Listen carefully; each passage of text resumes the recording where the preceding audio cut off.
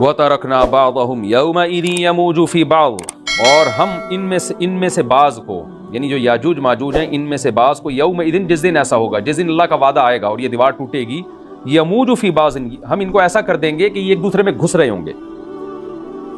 یہ مضمون احادیث میں آیا ہے۔ دیکھیں قرآن میں اور احادیث صحیحہ میں جو یاجوج ماجوج اور اس دیوار کا ہمیں ملتا ہے نا، میں صرف اس کو آپ کے سامنے بیان کروں گا، باقی اس بارے میں ڈیٹیل میں آپ جائیں گے تو بہت کچھ آپ کو انٹرنیٹ پہ بھی مل جائے گا، مفسرین کی کتابوں میں بھی مل جائے گا، اور لوگوں کی اپنی اپنی تحقیقات ہیں، اپنے اپنے تبصرے ہیں۔ نہ میں ان تبصروں کو صحیح کہہ رہا ہوں نہ غلط کہہ رہا ہوں، کتابیں بھری ہوئی ہیں، وہ آپ جائیں پڑھیں اس کو، لیکن جتنی بات قرآن سے اور صحیح احادیث سے یاجوج ماجوج کے بارے میں ثابت ہوتی ہے، میں صرف اس کو آپ کے سامنے ابھی پیش کر رہا ہوں۔ پہلا عقیدہ تو یہ ثابت ہوتا ہے کہ یاجوج ماجوج ایک قوم ہے، انسان ہے، وہ کوئی انسانوں کے علاوہ کوئی الگ مخلوق نہیں ہے، لیکن ہیں بڑے فسادی۔ دوسری بات، یہ بہت قدیم ہے، ذوالقرنین جب گئے تو اس سے پہلے کی یہ قوم ہے، اور زمین میں پہلے سے فساد مچا رہی ہے، لیکن بہت زیادہ ان کی کثرت نہیں تھی جتنی کثرت قرب قیامت میں ہوگی، کیونکہ نسل ان کی بہت تیزی کے ساتھ بڑھ رہی ہے۔ تیسری بات یہ ہے کہ اللہ نے ان کو دنیا کے کسی حصے میں رکھ کے چھپا دیا ہے۔ چھپایا اس لیے ہے کہ ان کے ظاہر ہونے کا ایک ٹائم ہے، اور وہ ہے حضرت عیسیٰ علیہ السلام کا دور۔ حضرت عیسیٰ ابن مریم کے دور میں یاجوج ماجوج ظاہر ہوں گے، تو اسی کو آپ چوتھا پوائنٹ بھی کہہ سکتے ہیں۔ تیسرا پوائنٹ کیا ہو گیا کہ ان کو چھپا دیا گیا ہے، لہذا یہ جو لوگ کہتے ہیں نا یاجوج ماجوج دریافت ہو گئے ہیں فلاں جگہ ہیں فلاں جگہ ہیں، تو بھائی ہمیں جب ایک چیز چھپا دی گئی ہے اور ایک ٹائم بتا دیا گیا ہے کہ اس ٹائم پہ ظاہر ہوں گے، تو اس سے پہلے وہ دریافت ہو ہی نہیں سکتے۔ پہلے دریافت ہو گئے تو اس کا مطلب نبی صلی اللہ علیہ وسلم کی گویا پیش گوئی غلط ہو گئی، تو جو جس کا ٹائم ہے اسی ٹائم پہ وہ ظاہر ہوں گے۔ چوتھی بات میں نے جیسے بتائی کہ حضرت عیسیٰ علیہ السلام کے دور میں وہ ظاہر ہوں گے۔ پانچویں بات، صحیح حدیث سے یہ بات ثابت ہے کہ یاجوج ماجوج وہ جو دیوار بنی تھی اس کو چاٹتے رہتے ہیں، ختم کرتے ہیں۔ اب چاٹنا کا جو لفظ حدیث میں ہے اس سے مراد زبان سے چاٹنا بھی ہو سکتا ہے، اور یہ کنایا بھی ہو سکتا ہے کہ اس کو ختم کرنے کی کوشش میں لگے ہوئے ہیں۔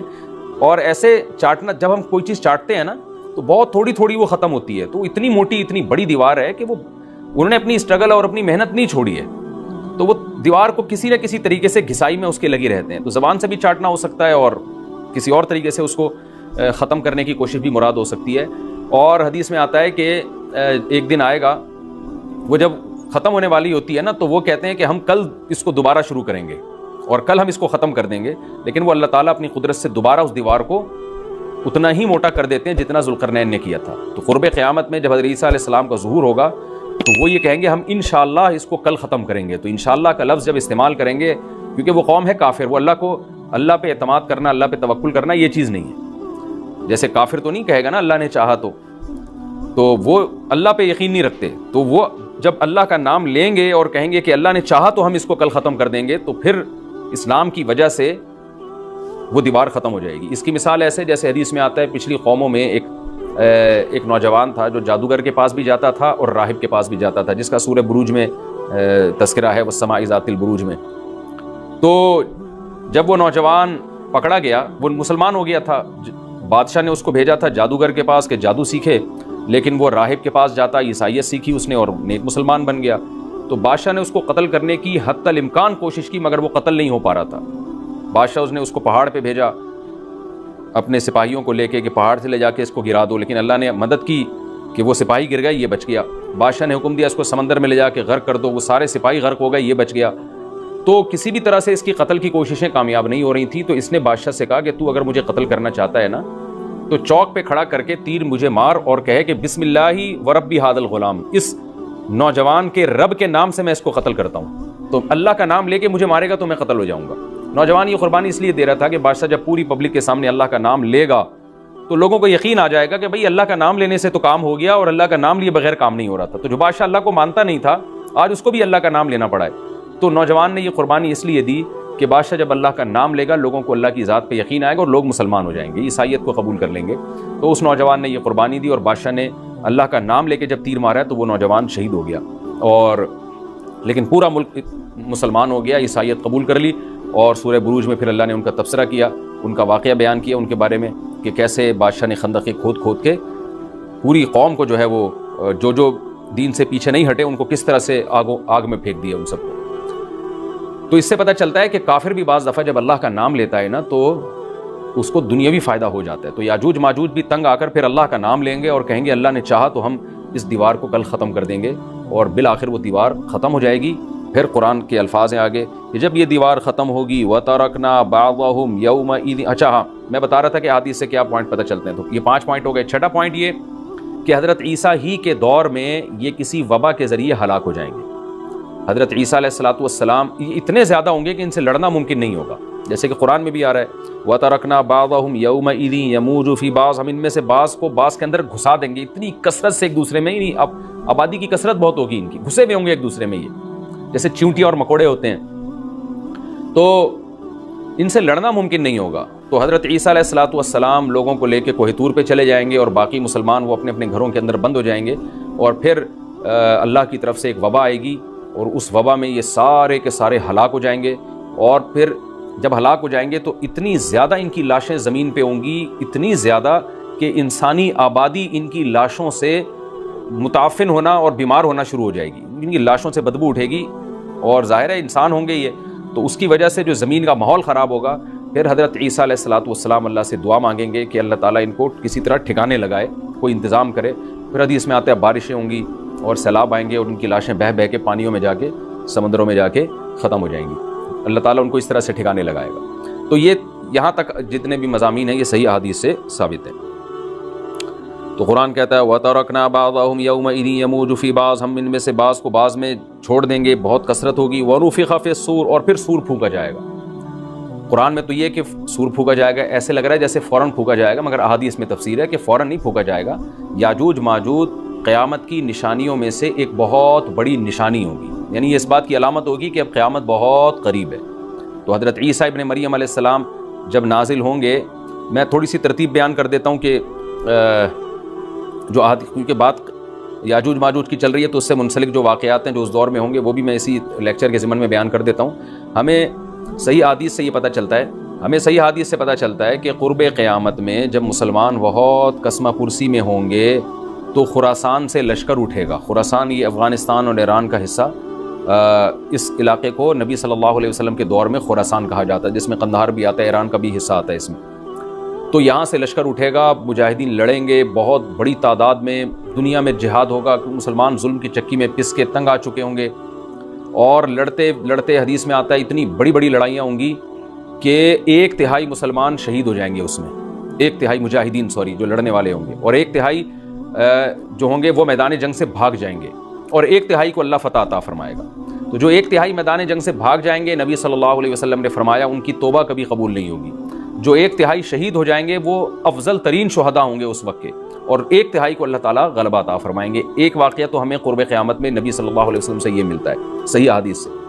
دوسرا ہمیں یہ ملتا ہے کہ قرب قیامت ہی میں مسلمان قسمہ پرسی کا شکار ہوں گے، تو تلاش کریں گے حضرت مہدی کو، کیونکہ حضرت مہدی وہ شخصیت ہیں جن پہ تمام نیک لوگ جمع ہو جائیں گے، اور وہ مسلمانوں کی میدان جنگ میں کمانڈ کریں گے، جہاد میں کمانڈ کریں گے۔ تو ان کو بیت اللہ میں تلاش کیا جائے گا، وہ رسول اللہ صلی اللہ علیہ وسلم کی اولاد میں ہوں گے، اور لوگ ان کو پہچان لیں گے، اہل اللہ پہچان کر ان کو اپنا امیر بنائیں گے، اور ان کی قیادت میں پھر لڑائی اور جہاد شروع ہوگا۔ اور یہ لڑائی جب دمشق میں لڑائی ہو رہی ہوگی تو دمشق میں عصر کی نماز کے وقت حضرت مہدی، میں نے جو یہ کہا کہ دمشق میں لڑائی ہو رہی ہوگی، مقصد یہ نہیں ہے کہ دمشق کوئی میدان جنگ بنا ہوا ہوگا، مقصد یہ ہے کہ وہ مجاہدین کا لشکر دمشق میں ہوگا عصر کی نماز کے وقت، لڑائی چاہے کسی اور میدان میں ہو رہی ہو، لیکن حدیث میں ہمیں دمشق کا تذکرہ ملتا ہے۔ تو دمشق میں حضرت شام کا تذکرہ ملتا ہے، اور جو قرائن ہمیں ملتے ہیں وہ دمشق کی ایک خاص مسجد ہے، وہ مسجد حضرت مفتی تقی عثمانی صاحب اور مفتی رفیع عثمانی صاحب نے اس کو ہائی لائٹ بھی کیا، لیکن وہ یقینی نہیں ہے، یہ خوب سمجھے، انہوں نے اس کا بھی تبصرہ کیا کہ اس کے بارے میں کوئی یقین نہیں ہے۔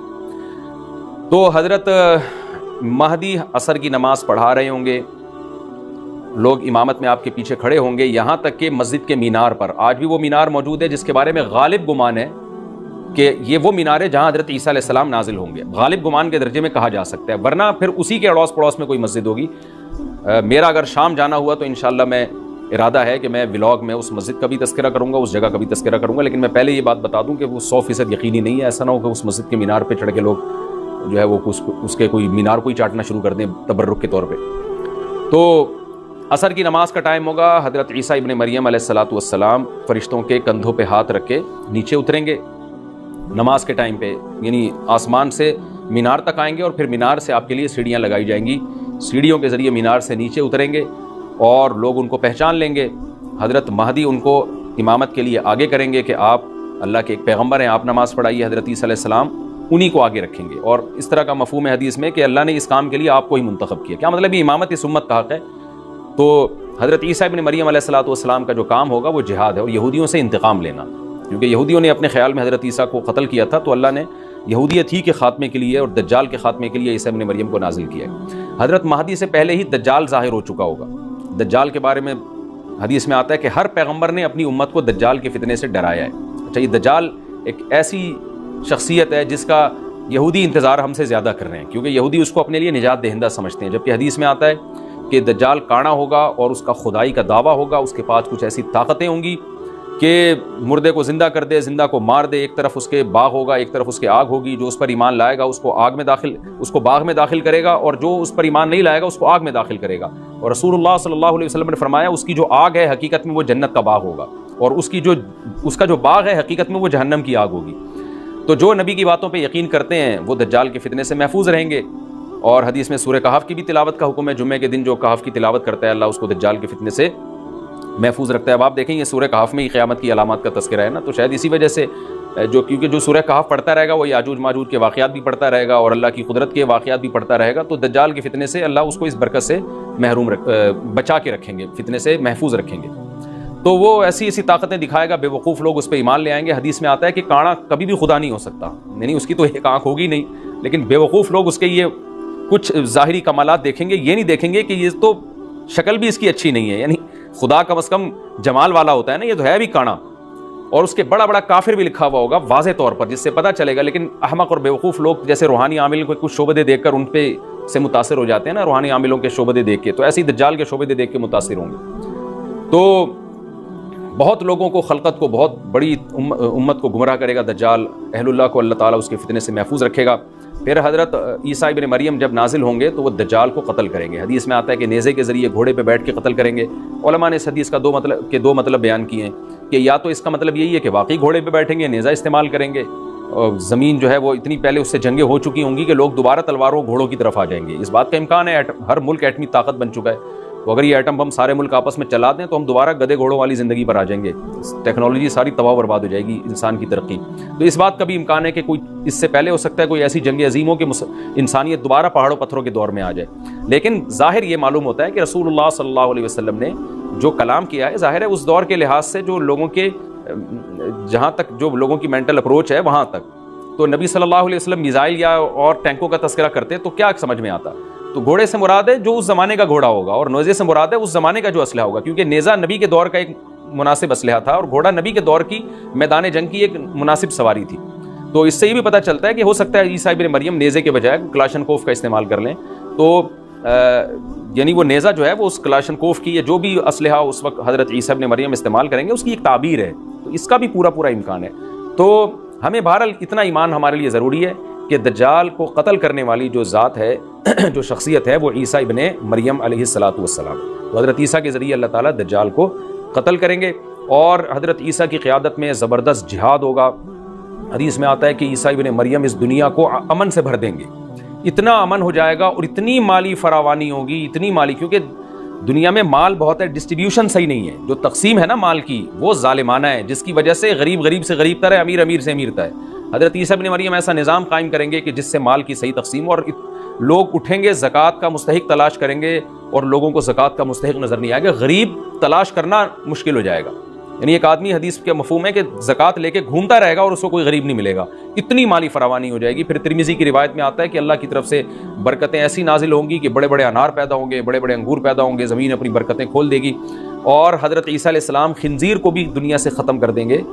خنزیر کی نسل کو ختم کر دیا جائے گا. وَيَضَعُ الْجِزْيَةَ، اور جزیہ کا نظام ختم. اما الاسلام و اما السیف، یا تو تلوار یا اسلام، اس کے علاوہ نہیں. تو نبی صلی اللہ علیہ وسلم کو اللہ نے جس مقصد کے لیے دنیا میں بھیجا تھا، اس مقصد کی جو تکمیل ہے وہ عیسیٰ ابن مریم کے ذریعے. باقی اس میں حکمتیں کیا ہیں اس پر میرے الگ سے بیانات موجود ہیں کہ اللہ نے حضرت عیسیٰ ابن مریم کا انتخاب کیوں کیا اس کام کی تکمیل کے لیے. اسی امت میں کوئی کیوں منتخب نہیں کر لیا، یا یہ کہ پیغمبر صلی اللہ علیہ وسلم ہی کے ذریعے پوری دنیا میں اسلام کو غالب کر دیا جاتا. اس میں کیا حکمتیں ہیں اس پر میرے الگ سے بیانات موجود ہیں. ابھی تو میں کوشش کرتا ہوں کہ تفسیر سے میں جو ٹو دا پوائنٹ بات ہے اس سے یہاں اس لیکچر میں نہ ہٹوں. تو اسی وقت حضرت عیسیٰ ابن مریم اس کو یاجوج ماجوج کو قتل کریں گے اور دنیا انصاف سے بھر جائے گی. اور اللہ تعالیٰ نے جو پیغمبروں کو دنیا میں بھیجا تھا اس کا مقصد کیفیت اور کمیت دونوں لحاظ سے حاصل ہو جائے گا. اس کے بعد پھر آہستہ آہستہ دنیا میں زوال شروع ہوگا, اور پھر جب پوری دنیا کے لوگ زوال کا شکار ہوتے ہوتے کفر کی طرف جائیں گے, گناہوں کی طرف, اور حدیث میں آتا ہے جب تک ایک شخص بھی اللہ کا نام لینے والا ہوگا اس دنیا پر قیامت نہیں آئے گی. یہاں تک کہ آخری شخص جب دنیا سے اٹھے گا جو اللہ کا نام لیا کرتا تھا, تو اس کے بعد اللہ تعالیٰ سور پھونکیں گے, جبریل کو حکم دیں گے سور پھونکنے کا, اور اس دنیا کو تباہ و برباد کر دیا جائے گا. تو آگے قرآن کہتا ہے وَنُفِخَ فِي الصُّورِ, اور پھر سور میں پھونکا جائے گا, فَجَمَعْنَاهُمْ جَمْعًا, پھر ہم ان تمام انسانوں کو جمع کر دیں گے. وَعَرَضْنَا جَهَنَّمَ يَوْمَئِذٍ لِّلْكَافِرِينَ عَرْضًا, اور قیامت کے دن ہم جہنم کو یومئذ, جس دن ایسا ہوگا یعنی جس دن سور پھونکا جائے گا, یہ دوسرا سور مراد ہے, للکافرین عرضا, کافروں کے سامنے پیش کر دیں گے. الذین کانت اعینہم فی غطاء عن ذکری, یہ وہ لوگ ہیں جن کی آنکھیں میری یاد سے پردے میں پڑی ہوئی تھیں, یعنی میری یاد کی چیزیں ان کو نظر ہی نہیں آتی تھیں, غفلت میں پڑی ہوئی تھی جن کی آنکھیں. وَكَانُوا لَا يَسْتَطِيعُونَ السَّمْعَ, اور یہ سننے کی صلاحیت بھی نہیں رکھتے تھے, نہ حق بات سنتے تھے نہ حق دیکھتے تھے, بس اپنے خواہشات کی جو چیزیں ہیں وہ ان کو اچھی لگتی تھیں اور وہی ان کو سمجھ میں آتی تھیں. تو یہ ہمارا رکوع الحمدللہ کمپلیٹ ہو گیا. اس رکوع میں ہمیں بہت سارے اسباق ملتے ہیں, میں نمبر وار اس کو مختصراً بیان کر دیتا ہوں. پہلی بات تو یہ کہ دیکھیں اللہ تعالیٰ نے کیسے کیسے بادشاہ دنیا میں بھیجے ہیں, اور کتنے پاورفل بادشاہ. حضرت ذوالقرنین کا نام ہی قرن والا, دو کناروں والا, زمین کے بہت بڑے حصے کو حضرت ذوالقرنین نے فتح کیا. اور اللہ کے نیک بندے کیسے اللہ کے راستے میں لڑتے رہے ہیں. تو یہ جو لوگ بیٹھ جاتے ہیں نا بس عبادت کرو اور لڑائی وڑائی اسلام میں ہے ہی نہیں, یہ دنیا میں کوئی بھی عقل مند اس نظریے کا حامی نہیں ہوگا. تو طاقت اور قوت کی اسلام میں بہت زیادہ اہمیت ہے. اس سے ہمیں یہ بھی پتہ چلتا ہے کہ اپنے ملک کی, خاص طور پر اسلامی ملک کی جو فوجی قوتیں ہیں, جو فوجی طاقتیں ہیں, ان کی ہمیں قدر کرنی چاہیے. کیونکہ اگر کوئی بھی ملک عسکری لحاظ سے کمزور ہو جائے, کیونکہ اللہ تعالیٰ تو جو عسکری لحاظ سے طاقتور قومیں تھیں اللہ نے ان کا کتنا تذکرہ کیا, ہاں وہ اللہ کے باغی نہ ہوں. تو اسلامی ملک میں کوئی بھی اسلامی کنٹری ہے, چاہے سعودی عرب ہے, چاہے پاکستان ہے, چاہے ترکی ہے, کوئی بھی اسلامی کنٹری ہے, اس کی فوج کی قدر کرنی چاہیے, کیونکہ اسی کی وجہ سے ملک کا بارڈر محفوظ ہوتا ہے. اگر مسلمان عسکری لحاظ سے کمزور ہونا شروع ہو جائیں تو کافر ہمیں گاجر مولی کی طرح کاٹنا شروع کر دیں, اسلام دشمن قوتیں ہمیں کھا جائیں, ختم کر دیں ہمیں کھا کے. تو نیک قوتوں کو اپنی بقا کے لیے ہمیشہ سے ایک اسلحے کی اور طاقت کی ضرورت رہتی ہے. اس کی اہمیت اسلام میں بہت زیادہ ہے. موسیٰ علیہ الصلوۃ والسلام کے بعد کتنے بڑے بڑے جنگی کمانڈر پیدا ہوئے. ذوالقرنین کا اللہ نے کیسا تذکرہ کیا. ذوالقرنین کی عبادت کا کہیں بھی تذکرہ نہیں, حالانکہ وہ بڑے عبادت گزار بھی تھے. داؤد علیہ السلام کی عبادت کا تذکرہ بھی ہے, ان کی تلوار اور طاقت کا تذکرہ بھی ہے. تو اللہ تعالیٰ جہاں عبادت کا تذکرہ کرتے ہیں تو طاقت اور قوت کا بھی تذکرہ کرتے ہیں. اس سے عسکری لحاظ سے اپنے آپ کو مضبوط کرنے کی اہمیت کا ہمیں پتہ چلتا ہے کہ اسلام میں اس کی بڑی اہمیت ہے. کسی بھی اسلامی ملک کی فوج کا مورال کسی بھی لحاظ سے ڈاؤن نہیں ہونا چاہیے, اور عسکری لحاظ سے وہ کسی بھی لحاظ سے کمزور نہیں ہونی چاہیے. اور اس کو چاہیے کہ اعدوا لهم ما استطعتم من قوہ پر عمل کرے, کہ قرآن کہہ رہا ہے روز بروز اپنی طاقت اور قوت میں اضافہ کرنے کی کوشش کرو. اس سے مسلم قوم کو کبھی بھی غافل نہیں ہونا چاہیے, اور کوئی بھی ایسا کام جس سے مسلمان قوتیں اور طاقتیں کمزور ہونا شروع ہو جائیں, اس کام سے ہمیں بچنا چاہیے. دوسری بات ہمیں یہ پتہ چلی کہ اللہ تعالیٰ نے اہل اسلام کے ذمے پوری دنیا کی ذمہ داری لگائی ہے, کسی ایک ملک کی نہیں. جتنے بھی پیغمبر آئے ہیں جب وہ دنیا فتح کرنا شروع کی ہے تو کہیں رکے نہیں ہیں وہ کہ بھئی یہاں تک, اس سے آگے نہیں جانا. ان کی صلاحیت ہی ختم ہو گئی ہو, وسائل ہی ختم ہو گئے ہوں تو الگ بات ہے. تو پوری دنیا ہے جس میں اللہ کے دین کو غالب کرنا ہے. اب اس کا طریقہ کیا ہوگا, ظاہر ہے جو جس زمانے میں سوٹیبل طریقہ ہو وہ اختیار کیا جائے گا. تو حضرت ذوالقرنین پہلے انتہائی مشرق کی طرف گئے ہیں جہاں سورج نکلتا ہے, تو وہاں سے جہاں سے آبادی شروع ہو رہی ہے, اور ان کا خیال تھا کہ اب آگے آبادی نہیں ہے تو پھر جا کے اسٹاپ کیا ہے. مغرب میں بھی ایسے ہی, شمال میں بھی ایسے ہی. تو ہمیں جب دیکھتے ہیں کہ جب صحابہ کرام نے دنیا فتح کرنا شروع کی ہے تو ہمیں مسلمان کمانڈروں میں بھی ایسے واقعات ملتے ہیں کہ وہ علاقے فتح کرتے کرتے سمندر کے کنارے پہنچے, اور انہوں نے سمندر کو دیکھ کے کہا کہ تیرے آگے بھی آبادی ہوتی نا تو ہم اللہ کا کلمہ وہاں بھی بلند کرتے. یہ دور تھا مسلمانوں کا, اور یہ عیسیٰ ابن مریم دوبارہ پھر وہی کریں گے, پوری دنیا کو فتح کریں گے. تو حضرت ذوالقرنین کے اس واقعے سے پتہ چلتا ہے کہ پوری دنیا کی ذمہ داری اللہ نے ہمیشہ سے اہل اللہ پہ لگائی ہے, اور وہ پوری دنیا میں اللہ کے دین کو غالب کرنے کی کوشش میں ہمیشہ سے لگے رہے ہیں. تیسری بات ہمیں پتہ چلتی ہے کہ اسباب اور وسائل کی اہمیت. حضرت ذوالقرنین نے جب اتنا پہاڑوں کے بیچ میں اتنا یعنی لوہے کی پلیٹیں لگا کے, تانبا پگھلا کے آہنی دیوار بنائی ہے, تو خوش ہوئے ہیں, ھذا رحمت من ربی, یہ میرے رب کی رحمت ہے. تبھی تو اللہ کا شکر ادا کیا نا, خوشی پہ شکر ادا کیا جاتا ہے. تو اس سے یہ بھی پتہ چلتا ہے کہ سائنس اور ٹیکنالوجی, دیکھیں یہ کام ٹیکنالوجی کے بغیر ممکن نہیں تھا. تبھی تو اس قوم نے کہا نا ذوالقرنین سے کہ ہم پیسے آپ کو دیں گے، لیکن ہمارے پاس وہ وسائل نہیں ہیں، وہ ٹیکنالوجی نہیں ہے ہمارے پاس. اور بظاہر ایسا لگتا ہے کہ ان کے پاس لوہا بھی تھا، تانبا بھی تھا، کیونکہ حضرت ذوالقرنین اب یہ تو نہیں ہے نا کہ زمین کے مشرق کی طرف دوبارہ لوہا جمع کرنے گئے ہوں، تو وہیں سے جو کچھ ہوگا نکالا ہوگا. تو وسائل اس قوم کے پاس تھے، ٹیکنالوجی نہیں تھی کہ اس لوہے کو اور اس تانبے کو پگھلا کے دونوں پہاڑوں کے بیچ میں پلیٹیں کیسے بنانی ہیں اور ان کو کیسے ان کے بیچ میں تانبا کر کے کہانی دیوار بنائی ہے. یہ ٹیکنالوجی ان کے پاس نہیں تھی. تو اس سے ہمیں ٹیکنالوجی کی ویلیو کا بھی پتہ چلتا ہے. آج مسلمان اس میں بھی بہت پیچھے چلے جا رہے ہیں اور اس کو مذہب سمجھنا شروع کر دیا ہے. یہ بات بھی غلط ہے. حضرت ذوالقرنین نے اتنی طاقت اور قوت کا استعمال کیا اور اتنے زبردست طریقے سے اس وقت جو بھی اس سوٹیبل ٹیکنالوجی تھی اس کا استعمال کر کے دو پہاڑوں کے بیچ کے راستے کو بند کر دیا اور اس پہ خوشی منائی حضرت ذوالقرنین نے. یہ نہیں کہا کہ بھئی اس سے کچھ بھی نہیں ہوتا، اصل میں تو بس انسان کو چاہیے کہ وہ اللہ اللہ کیا کرے بیٹھ کے، اور یہ کیا اللہ سے بس مدد مانگو، اللہ ہی. یاجوج ماجوج کے بارے میں ان کو کہہ دیتے ذوالقرنین کہ تم سب رات کو تہجد میں اٹھ کے دعائیں مانگو، اللہ یاجوج ماجوج سے تمہیں بچا لے گا. نہ حضرت ذوالقرنین نے کہا دعائیں بھی مانگو، یقیناً حکم دیا ہوگا دعائیں مانگنے کا، لیکن ہم پورے اسباب اور وسائل استعمال کریں گے، لوہے کی پلیٹیں بنائیں گے، تانبے کو پگھلائیں گے، اوپر چڑھائیں گے اور اس طرح سے پوری مضبوط دیوار بنائیں گے. آج مسلمان ہاتھ پہ ہاتھ رکھ کے بیٹھ گیا ہے اور وظیفوں میں اور جو ہے بس وہ چند صبح شام کے وظیفے پڑھ کے وہ سمجھتا ہے کہ ساری دنیا کے سارے مسائل کا حل اس سے ہو جائے گا. ایسا نہیں ہے. آپ کو بہت زیادہ ترقی کرنی ہے، بہت زیادہ اسباب و وسائل میں آپ کو غیر مسلموں سے آگے نکلنا ہے. جیسے کہ قرون اولا کا مسلمان نکلا تھا، تبھی اللہ نے اس کے لیے دنیا میں فتوحات کے دروازے کھولے تھے. تو اللہ ہمارے لیے فتوحات کے دروازے جبھی کھولے گا جب ہم عبادت کے ساتھ ساتھ سائنس اور ٹیکنالوجی کے میدان میں بھی آگے بڑھنے کی کوشش کریں. اور ہمیں قرب قیامت کی علامتیں بھی اس رکوع میں پتہ چلتی ہیں.